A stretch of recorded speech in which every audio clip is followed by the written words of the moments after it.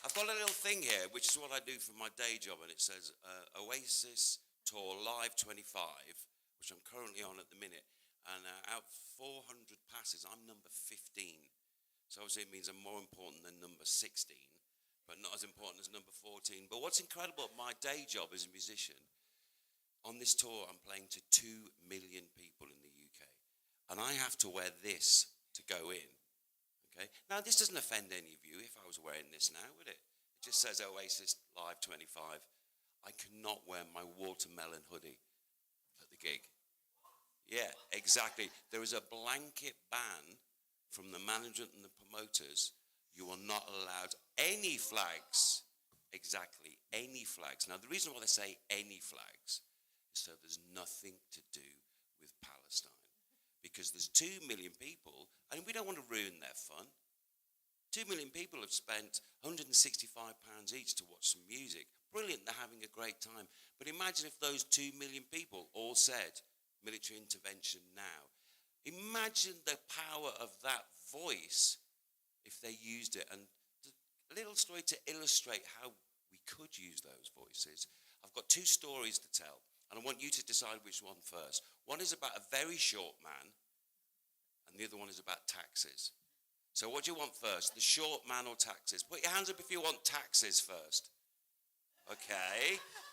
Put your hands up if you want the short man story first. Okay, I thought so. Okay. There's a very short man who died 204 years ago. Okay. While he was alive, he invented the ambulance. What a great invention. Now, when I'm on my deathbed, if I'm able to say to I've got 5 children, so probably 87 grandchildren, what did you do, Grandad? I invented the ambulance. I would be very, very pleased, because it's a brilliant invention. Okay, but this guy didn't stop there. He also invented the metric system, because this was a few hundred years ago, and he was confused by all these different weights and measures. What's this ton? Why is it different from that ton? What's a furlong? What's an inch? What are all these things? I've got a great idea. And bear in mind, he was a short man. So he measured from his foot to where his heart is and called it a metier, or a measure. And that became the meter. And he was like, okay, that's good. I said he was a short guy. Okay, so literally 3 foot from his toe to his heart. He said, right, I live in this country. I want to see how many meters it would take to get from the top to the bottom. But that's going to be a lot. So why don't we put 1,000 meters into a kilometer and measure the country, and then we can make 100 centimeters into a meter. And he invented the metric system. So he's invented an ambulance and the metric system. You'd stop there and tell your great-grandchildren, I did a good thing. Okay? But he not only did that, he invented the idea of a single currency, which we now see in the EU. Because there's all these black market trade about swapping Swiss francs for Italian ducats and all this. He's like, let's get one currency. So he's done 3 amazing things.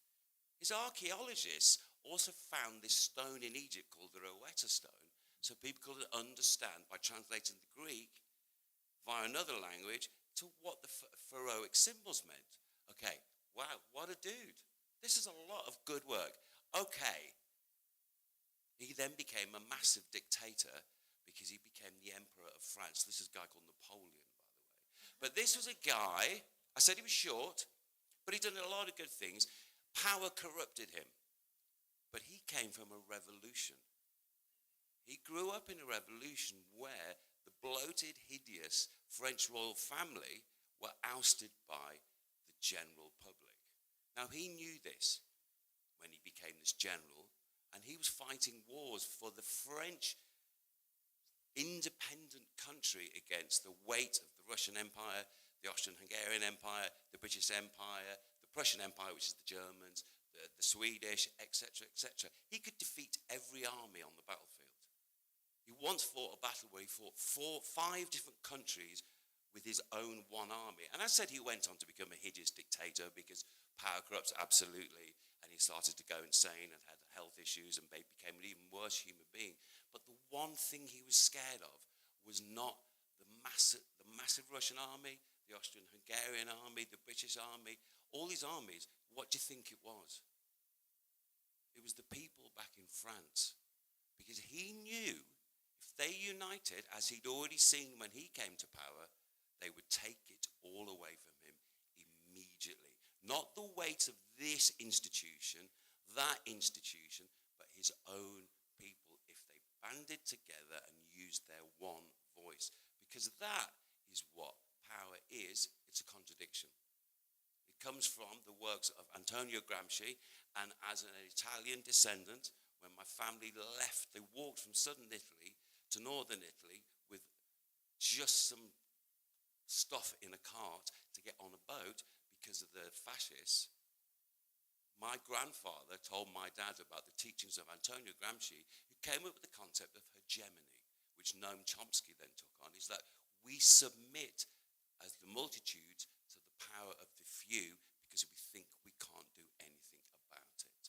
But the reality is we can, which then brings me on to the second fun subject, which is taxes. Now, we all love paying our taxes, don't we? No? Oh, get out, come on. Now, in a true working democracy, the 31st of January, when I have to go, oh, no, that's horrendous. We should celebrate it. Because in a true democracy, what we've done on the build-up to the paying this money is because we're paying for the privilege to put in place all these wonderful things we've voted for. So you look at your political parties, they've got a manifesto that says, we're going to give 27% of all of our tax money to the National Health Service. And you go, well, the other party said 5%, so I'm going to vote for them. Or we're going to do all this money to try and help climate change, etc., etc. Okay? So when it comes to tax day, we should all be going, yes, we get to contribute to these wonderful things that are going to change society. But we don't, do we? Because we know that the money's not going to go the way we wanted it to, because you know you got lied to. You know that manifesto was just a load of, a load of fucking bullshit, just to get you to vote for them, because they then change it. And what do we do on the 31st of January? We pay our taxes, because as an individual, we can't do anything. So if I decide not to pay my tax, I'm going to get a knock at the door. And they say, you must pay your tax, Dr. Minchella. Well, I'm not going to, because you lied to me. I'm not going to pay taxes, because you're going to spend it on arms. You're going to privatise the NHS. You're going to do all the wrong things. I'm not going to pay. Okay, well, we're going to make you bankrupt, repossess your house, and if you still don't pay your tax next year, you're going to prison. So what do? Suck it up and pay your taxes. Now, imagine if 2 million people, every single person at those Oasis concerts said, no, I agree with Damon. I'm not going to pay my taxes. What's the government going to do? Nothing, because they can't. There's not enough of them, which is where the contradiction of power comes. If the general public, all of us here are in agreement, imagine if those 2 million Oasis fans are in agreement, and it rolls on and on and on. If everyone stands together and says, we've had enough, military intervention now, or we're going to pull and break it